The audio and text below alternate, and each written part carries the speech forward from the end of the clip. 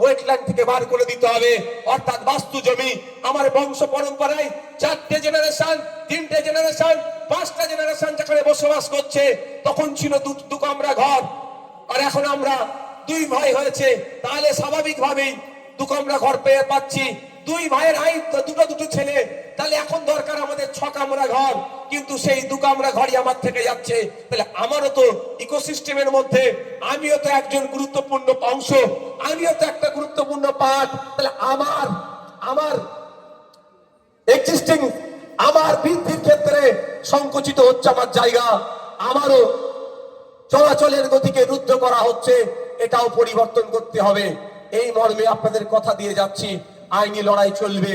শুধু আপনাদের একটু সাথ চাই, কি আমাকে তথ্য দিয়ে সমৃদ্ধ করবেন, ভোট দিয়ে নয়।